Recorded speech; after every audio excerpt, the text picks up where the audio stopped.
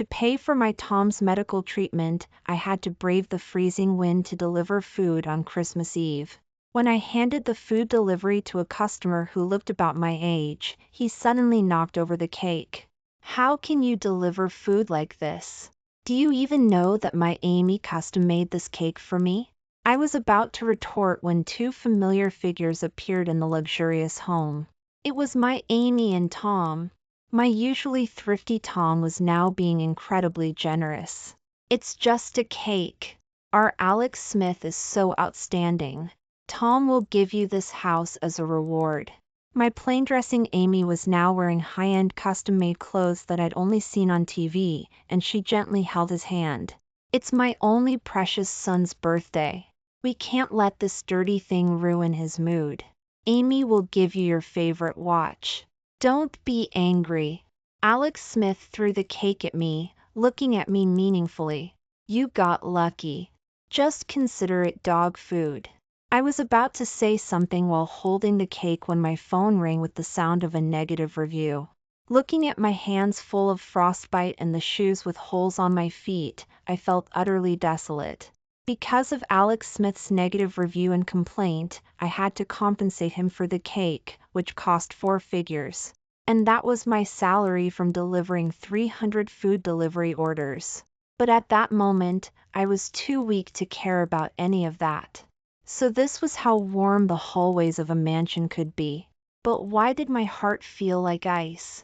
At that moment, the door opened again, and Alex Smith threw out a gold necklace. I recognized it immediately as the birthday gift I had bought for Amy. Alex Smith looked at me provocatively. "My Amy doesn't want to throw it away. I see that you, this dog, are missing a dog collar. This is just right for you. Bark once and let me hear it." He crossed his arms and laughed wildly. Seeing that I was silent, he continued, "A bastard who was born but not raised." Faced with his repeated provocations, I couldn't take it anymore. I clenched my fist and charged towards him, but was met with the heavy sound of the door slamming shut. I wasn't willing to end up in such a miserable state, so I stood at the door and kept banging, trying to get my Amy and Tom's attention. But what came was a few tall and strong security guards. "The owners inside are my Amy and Tom. You can't drive me away." The security guard glanced at me up and down with disdain. "In our neighborhood, a house starts at 8 figures. The total value of everything you have on you probably doesn't exceed 800. Go home and dream." After saying that, a few of them burst into laughter. The security guard approached me with a taser. "I advise you to get out of here quickly. This isn't a place where you can act wildly." I had no choice but to pick up the broken necklace on the ground and flee.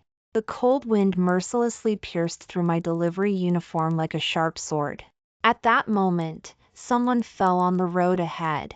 To avoid causing secondary harm to the person who had fallen, I chose to fall on my own. The cake rolled out and smeared all over my face. I lay on the ground, looking at the snowflakes falling from the sky, and couldn't hold back my tears any longer. At that moment, a familiar ringtone rang. It was the ringtone I had specially set for my Amy and Tom, in case they needed to find me for something important. My Amy asked anxiously, "Son, why did it take you so long to answer the phone today?" "I thought something had happened to you. It's that your Tom and Amy are useless, making you run food delivery even on Christmas Eve.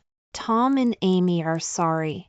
I gripped my phone tightly, wanting to ask them why they were lying to me, but only a sob escaped. From the other end, I heard my Tom coughing. "Good child, it's all because your Tom is useless and dragging you down." If it were any other day, I would have refuted him immediately and patiently comforted them, but now I didn't want to bother anymore. Seeing that I was silent, my Tom thought I was tired. "Son, tomorrow is New Year's Day. You should rest, too. Let's celebrate the holidays as a family." Amy said mysteriously, "Amy has a surprise for you tomorrow." I suppressed my sobs and managed to utter an okay. A passerby saw that I wasn't moving and wanted to call an ambulance. As soon as I heard that it would cost money, I got up subconsciously. I'm fine. There's no need to call 911, but he might need help. Not far away, under a hat, was an old woman with white hair. We only dare to help you because you're young. It's probably difficult for her. You're just delivering food delivery. It's better not to meddle in other people's business. The snow fell harder and more vehicles were losing control. Looking at the lonely old woman lying on the ground, I thought of myself, who was also ignored. I didn't hesitate to help the conscious but immobile old woman to a safe place and called 911. It was already 4 in the morning when I got home. Looking at myself covered in cake and dirt, I silently said, "Happy birthday." Today was my 22nd birthday, and my Amy and Tom were spending money and love on someone who wasn't even related to me. I took a shivering shower and quickly crawled back into my thick but not very warm bed. Because my family was poor, the house we rented was in the remote suburbs. To save money, we didn't pay the heating bill. I used to not understand why my Tom would get seriously ill every winter, and my Amy would use taking care of him as an excuse to go with him. Now I understood that they were afraid of the cold and were hiding in a mansion, living the high life. It was clear that when I was little, if I got sick, they would carry me through the wind and rain to the hospital for treatment. Amy would try her best to keep the umbrella over me, not even caring if she got wet. And when Tom tripped over a tree branch and fell into a puddle, he would still wholeheartedly protect me. They only cared about whether I was hurt, not caring about themselves at all. But how could my Amy and Tom, who loved me the most, now have the heart to deceive me with an illness, constantly pretending to be poor to make me give up my studies and support them? I covered my eyes and suddenly laughed. I was too full of myself. The house they were now in was in downtown's most upscale neighborhood. I couldn't even afford the security fee, so what right did I have to say I was supporting them? I was just an object of their amusement. Their real son was Alex Smith, whom they doted on. Sunlight gradually filtered through the rag-covered window. The alarm clock rang. It was 5 o'clock, time to get up and deliver food. Although the bed was cold, I rarely slept in. This was the first time I had rested in the 4 years since I started delivering food at the age of 18. The alarm clock rang at 8 o'clock. Usually, at this time, I would be calling to ask about Tom's condition. Looking at the note on the alarm clock, "I am willing to trade my life for my Tom's health," I suddenly found it extremely ridiculous. It wasn't until the sun got higher and higher that I gradually felt some warmth. At 10 o'clock, Amy and Tom called. "Son, why didn't you call today? Did something happen? Are you sick? Did you fall?" Their anxious voices echoed in my ears, but I couldn't feel the slightest warmth. I didn't even know that their acting skills were so good, playing the concern for their son so realistically that I had always firmly believed that they loved me. Jack, why aren't you talking?" Faced with their constant calls, I sighed deeply. "I'm tired." Amy and Tom were stunned and asked anxiously, "What's wrong? Is work too hard?" But all they heard in response was my panting. Since I became an adult and started delivering food, I have never complained of being tired in front of them. After a moment, their voices rang out again. "Son, it's that your Tom is useless. Making things hard for you. Don't deliver food on such a cold day. We'll feel bad if you get hurt." My Amy immediately chimed in, "Yes, today is New Year's Day's day. Let's have a good family reunion. Haven't you always wanted to eat Burger King since you were little? My friend gave me some coupons. Let's go eat together today to celebrate our son's birthday. We also brought a cake for you." Their joyful tone couldn't infect me, but I still obediently agreed, "Okay." I wanted to know how long they could keep acting, how real they could make it seem. I put on the best set of clothes I had and arrived in front of the agreed-upon mall. This was the first time I had set foot in such a high-end place. I was about to cross the road when a sports car suddenly stopped in front of me. I recognized the person sitting in the driver's seat at a glance. Alex Smith lowered his sunglasses and smiled triumphantly at me. "Yo, isn't this yesterday's dog?" He patted the car. "My Amy gave this to me as a birthday gift. How is it?" "Not bad, right?" Saying that, he raised his hand again. The diamonds on the watch were very dazzling in the sunlight. "Oh, why didn't your Amy give you a watch?" "Oh, I forgot. Your Tom and Amy don't love you. This watch of mine is worth 7 figures. You could deliver food your whole life and still not be able to afford it." "Oh, right, my Tom and Amy specially stayed up with me past midnight yesterday, and Amy even personally made a table full of delicious food for me. I remember that we have the same birthday. I wonder what your Tom and Amy prepared for you." After saying that, he deliberately started the car quickly in front of me, and the dust that was kicked up covered my face. Looking at his flamboyant and unrestrained manner, my heart grew heavier. When I was 18, Amy and Tom personally handed the delivery starter pack to me. Our son has grown up. He can earn money to support the family now. Arriving at Burger King, Amy and Tom looked at me with tears in their eyes, expectantly, hoping to see joy on my face. After all, this was the first time in my 22 years of life that I had eaten the Burger King I had always dreamed of. "Happy birthday, son. Hurry up and blow out the candles." On the table was the half-eaten cake that Alex Smith had left over from yesterday. Amy followed my gaze to the cake, and her expression was a little awkward. "Your Tom is still in treatment, but Amy and Tom still want to give you some sense of ritual. Although the cake is small, it's enough to carry your wishes. What gift do you want? Amy and Tom will prepare it for you." Perhaps they felt a little guilty about giving Alex Smith a mansion and an expensive watch yesterday, so they were uncharacteristically generous to me today. "Really?" Amy and Tom nodded. "Of course. You're our only child. If we don't treat you well, who else would we treat well?" Looking at the old clothes they had specially found, I couldn't help but find it funny. Thinking of Alex Smith's words, I looked intently at my Amy and slowly opened my mouth. "I want to eat a meal cooked by you." Amy was stunned. She hadn't expected that I, who was always sensible and independent, would make such a request. As far as I can remember, she had never cooked a meal for me. I thought she couldn't cook, so I had taken the initiative to take on the responsibility of cooking since I was 7 years old, never complaining even when I burned or cut my hands. Now I knew that her cooking skills were so good, she just wasn't willing to cook for me. She avoided my eyes and pursed her lips.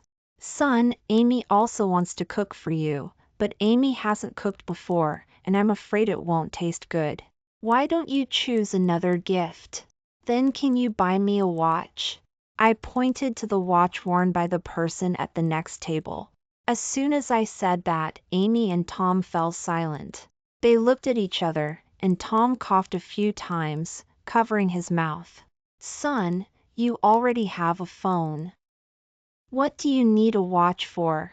You also know that our current situation doesn't allow it. Look."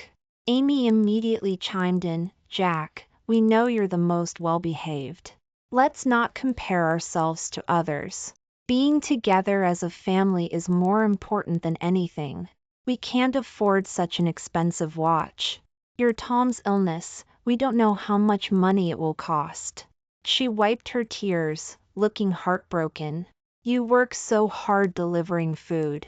You shouldn't waste money like this." The contempt in my heart reached its peak. It was just a few $100s for a watch, and they thought it was expensive.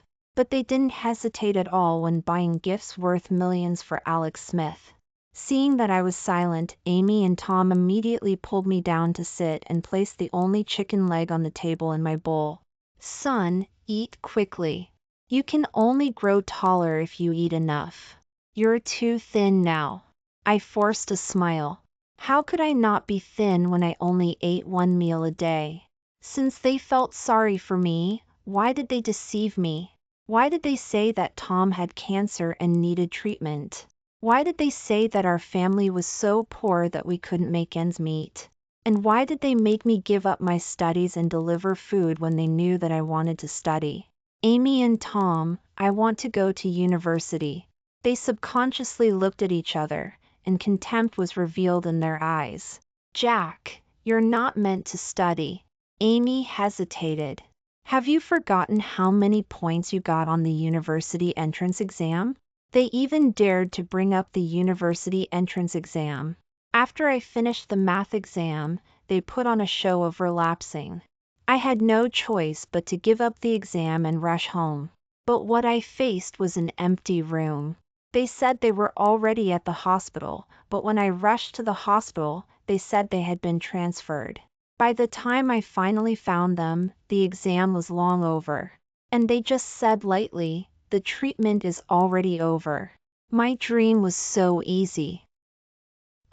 Destroyed by them. Jack, eat quickly. So the taste of Burger King was so bitter in my mouth. Seeing that I was in low spirits, Amy and Tom actively put food on my plate. But half an hour later, Amy's phone rang again. A hint of guilt flashed in her eyes, and she immediately hung up the phone. There are so many sales calls these days. But as soon as she hung up, it rang again and again. She chuckled dryly and avoided me to answer the phone. A few minutes later, she looked at Tom with a pale face. The hospital needs to do a temporary examination. I'll take your Tom over first. I pretended to be anxious. Amy, I'll go with you. The two of them were startled and quickly waved their hands. You've worked hard delivering food delivery. Just go home and rest. I'll take care of your Tom. There has to be someone in the family to earn money. Today is my only day off in 4 years. Can't you let me stay by your side all the time? I finally couldn't suppress my grievance. My eyes were full of tears, and I looked at them stubbornly, begging them. My humble request seemed to soften them a little. Let's sit for a while longer. But before they could sit down, their phones rang again. My Tom showed the phone to my Amy, and they looked even more anxious. Jack, you're an adult now. Don't be willful. You need to know what's important. Your Tom's attending physician sent a message telling us to go over quickly. I grabbed her hand, wagging my tail like a dog, begging for pity. Can't you spend my last birthday with me before you leave? Amy frowned, very impatiently. Birthdays come every year. What's so important about a stupid birthday? Jack, you're too insensible. She forcefully pulled my hand away, and her nails scratched a long mark on the back of my hand. Was I so annoying? That they weren't even willing to stay a little longer. I was their biological child. Why couldn't they give me a little bit of love? Why did they have to deceive me? I couldn't suppress the fact that Amy and Tom didn't love me any longer and covered my face and wept. Just as I was about to leave, another person suddenly appeared on the chair in front of me. If you want to continue your studies, I can fund you, but my team requires 10 years of semi-closed research. I hope you consider it carefully before making a decision. A strange message suddenly came on my phone. I just said that I sprained my foot, and Amy and Tom left you and came over. So what if you have blood relations? In Amy and Tom's heart, you will never be as good as me. I clenched my hand and suddenly wanted to be willful. Amy, I had a car accident. The next second, the phone rang. Son, how are you? Where are you? Amy and Tom will come right away. Just as I was about to speak, I vaguely heard Alex Smith exclaim, "My foot hurts so much. Is it going to break? If it breaks, how can I go to a university?" Amy's tone was even more urgent, but it wasn't for me.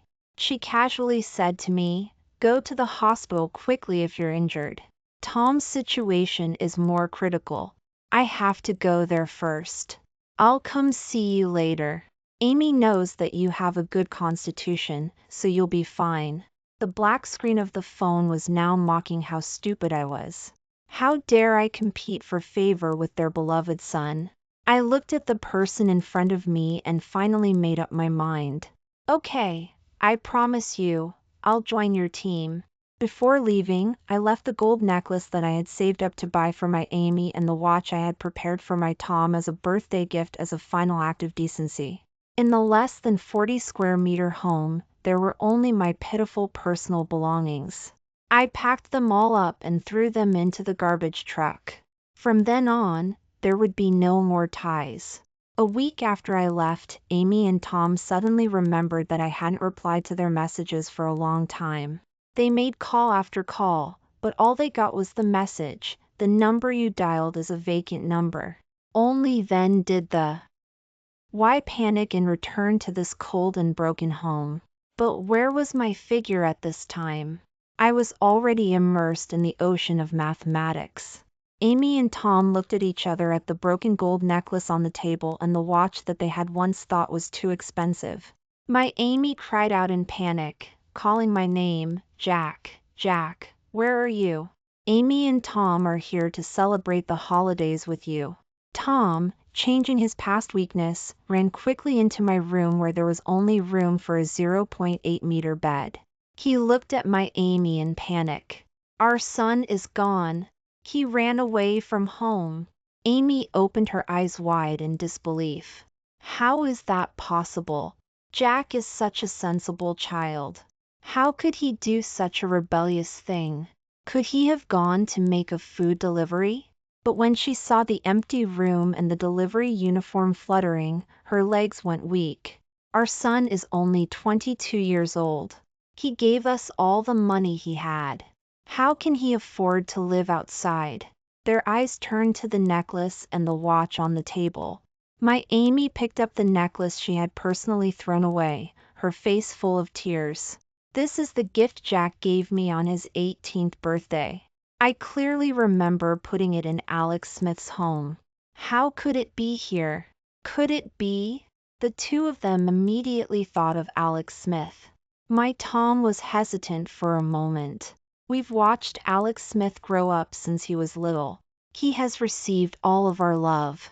How could he be jealous of Jack, who has nothing? Yes, we have given him everything he has asked for, while being so strict with Jack." The more they said, the more guilty they felt, and they gradually remembered the injustice they had done to me. Amy's face immediately changed, and the two of them drove to Alex Smith's mansion. At that time, Alex Smith was holding his phone, proudly bragging to others, "I told you, Jack was born but not raised. He's not as lovable as my dog." Amy suddenly rushed over and knocked his phone away. "Who allowed you to slander my son like that? Who told you he wasn't raised?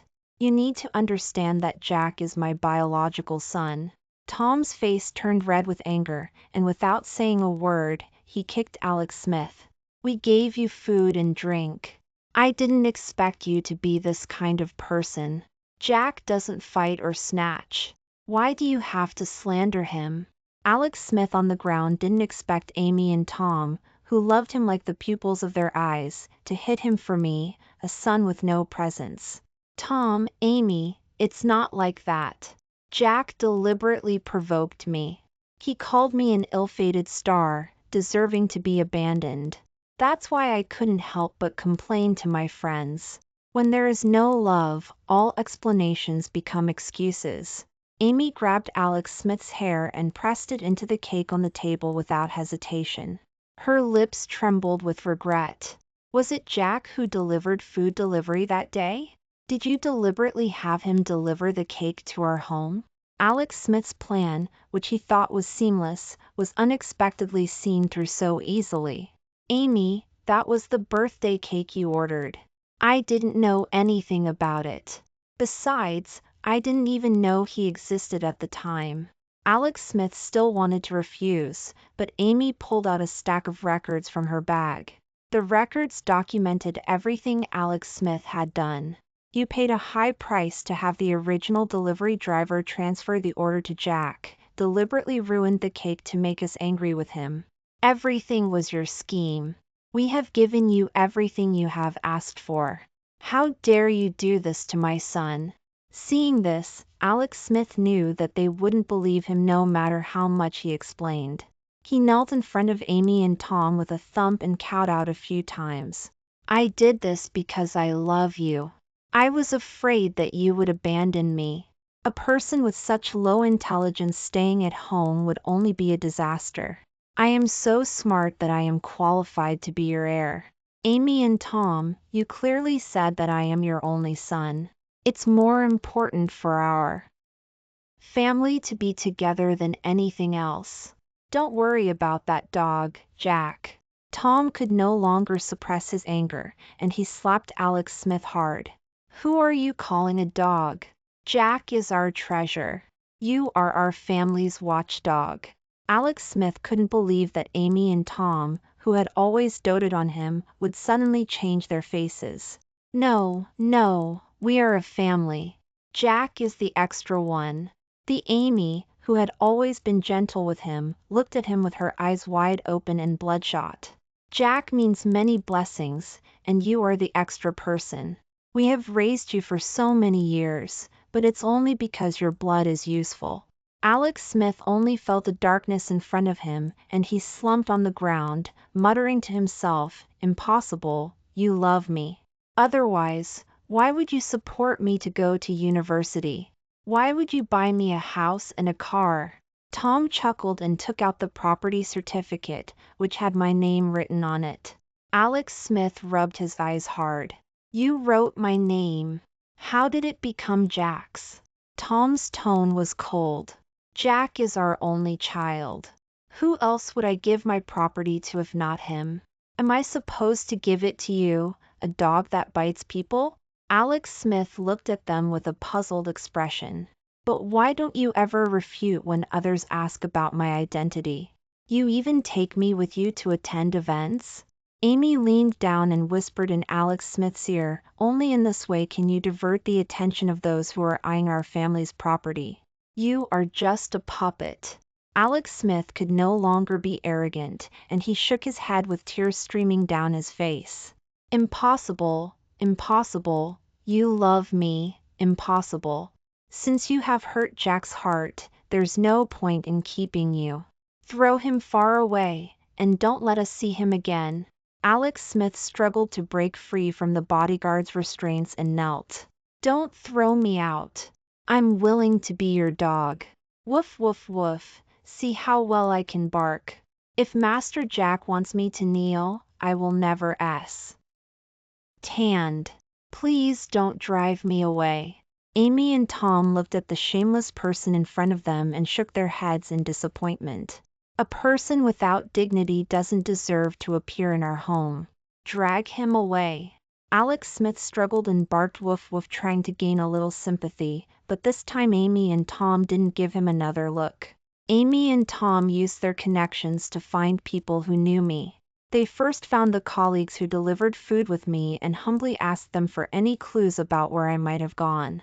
The colleagues looked them up and down for a while. Are these Jack's, Amy, and Tom? I don't think so. Isn't Jack's Tom supposed to have cancer? This guy is glowing with health and looks healthier than Jack. That's right. If I had a child, I wouldn't be willing to let my child sleep only 4 hours a day and earn money with his life. These people don't deserve to be Jack's parents. Faced with the colleague's sarcasm, Amy and Tom's faces turned red and then pale. My Amy poked my Tom's arm, a clear hint. My Tom immediately took out a few bags of gifts from the trunk, nodding and bowing with a flattering expression. Thank you for taking care of my son on weekdays. These are the holiday gifts we are giving to you. Please be sure to accept them. Seeing that one of them accepted without hesitation, Amy and Tom breathed a long sigh of relief. Tisk, President Sue is generous, giving away limited edition whiskey as soon as he says he will. Saying that, he took out an incredibly thick cash gift envelope, smacked his lips, TSK TSK TSK, everyone look, President Sue is worthy of being a president, even paying off dogs is so generous. My Tom had always been respected by others. When had he ever heard such ridicule? Don't be ungrateful. Take the gifts and obediently tell me where my son is. My Amy was also anxious to explain. Please tell us quickly. He is our son. No one loves him more than we do. Oh, you've revealed your true colors, H. Haven't you? You know how to please us now. In the 22 years since Jack was born, have we ever seen you two as parents take care of him? In such cold weather, to earn money to treat your illness, he doesn't even have a decent down jacket. If we hadn't bought him one because we couldn't bear to watch him and forced him to wear it, he would have frozen to death long ago. Usually, he only eats one meal a day, and it's the cheapest porridge or steamed bun. He almost fainted from hunger several times. Where were you two as parents at this time? Bark a few times, and we'll tell you about Jack. My Tom gritted his teeth and said, don't go too far. The colleagues laughed. You can't even take this. Then, do you know that when Jack was threatened with negative reviews and maliciously harassed, what he faced was not as simple as barking? He was afraid of getting fined, so he knelt and begged them to let him go, enduring the humiliation. Tom and Amy turned pale instantly. They thought food delivery was a simple job, but they never expected him to suffer such humiliation. A colleague continued, we rarely see such insulting behavior when delivering food delivery. At most, they just make us run around to more places. Jack must have been implicated because of you. Amy said, could it have been Alex Smith who did this? My Tom gritted his teeth. If I ever run into Alex Smith again, it won't be as simple as just driving him away. How dare he bully my son like that? But didn't you condone it? In Jack's world, you played the role of deceiving and belittling him. He thought your love had been shattered by your own hands, and Jack had given up on his relationship with you. My Amy shook her head in denial. Jack is the most sensible. As long as we explain it to him, he will understand us. Please, tell us where he is. My Tom bowed deeply to them. As long as you tell us his whereabouts, I'll do anything. He hesitated for a few seconds and finally opened his mouth. Woof woof woof, please, I know I was wrong. From now on, my wife and I will treat him well. A colleague said, we don't know where he went, but on Christmas Eve, he took a fallen old man to the hospital. The next day, he told us that he had met a benefactor and was leaving. I think you can ask them. After half a year, they finally found me. Tom and Amy looked at me with tears in their eyes. Son, your Tom and Amy have been looking for you so hard. They reached out to hug me, but I dodged them. I looked at them coldly. Sorry, I don't have parents. I'm all alone. Tom and Amy burst into tears instantly. I'm sorry. We love you. It's all a misunderstanding. I glanced at them, laughing silently. Loving me means hiding my family's wealth from me since I was a child, deliberately ruining my chances of going to university, and always favoring outsiders? My Amy immediately retorted, no, we have our reasons for doing this. You were born with a rare blood type, and Alex Smith's Amy died of postpartum hemorrhage. His Tom didn't want him because he was seriously ill. Your Tom and I saw that his blood type matched yours, so we adopted him in case of an emergency. When you were 3 years old, you had a serious illness. Fortunately, Alex Smith gave you a blood transfusion in time to save you, but he almost died. We felt guilty and gave him everything he asked for. But gradually, we discovered that his ambition was growing. We pretended to give him the house and the car to reveal his true ambition so that we could find a chance to break off the relationship. I asked in confusion. Then why did you hide my family background from me? You're Tom and I have built too big a business. We were afraid that enemies would use you as a threat, so we simply let Alex Smith be the scapegoat. So you lied to me about having cancer? Made me self-reliant? Made me go hungry and cold? Even made You worry about missing the most important exam of my life? Tom and Amy looked guilty. I continued, actually, you once wanted to pass off Alex Smith, who had excellent grades, as your real son, but you couldn't bear to make me disappear, so you kept exploiting me, hoping that I would die naturally so that you wouldn't be involved. Tom and Amy looked at me in astonishment. They opened their mouths but could only utter two sentences, no, we love you. I raised an eyebrow and watched their performance. I used to think you loved Alex Smith deeply, and I was even jealous to the point of madness. Later, I realized that you loved yourselves the most because you discovered that Alex Smith was planning to swallow your property alone, so you turned your attention to me again. You used Alex Smith's wickedness to absolve your selfishness. I'm sorry, I don't buy it. I was very angry about your deception and betrayal, and begged you to give me a little of Alex Smith's love, but after I entered this research institute, I found a new goal in life. Please don't look for me again. Let's let each other go. Amy heard my decisive words and pleaded, we were wrong. After you left, we finally realized that nothing is more important than being together as a family. Tom and Amy love you. Give us another chance. It's our first time being parents, and we're bound to make mistakes. But it's not your first time being children. You don't love me. You're just afraid that no one will take care of you in your old age. Stop talking to me about this ridiculous love. Jack, extra Jack, my existence is extra. Go find Alex Smith, who will bring honor to your ancestors. I will not forgive you, and I will not have any relationship with you again. Don't make me hate you. With that, I left without looking back. Jack, our property is all yours. Come back, and we'll sign the transfer agreement immediately. As long as you come back, we'll buy you cruise ships and air planes. Jack, my son. Cries echoed behind me, but I didn't look back. Even now, they haven't realized that some things cannot be measured by money. 10 years later, the research project I participated in achieved significant results. And in these 10 years, I also took the adult university entrance examination and passed the postgraduate and doctoral exams, making up for the regrets of the past. I returned to my hometown to participate in a conference. I unexpectedly saw two familiar figures.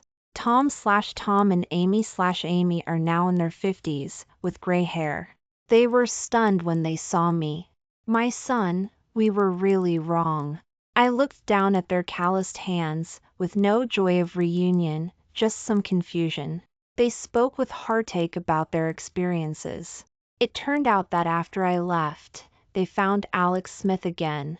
But Alex Smith used their desire to have descendants to deceive them time and time again, transferring their property. By the time they belatedly realized it, they were already heavily in debt.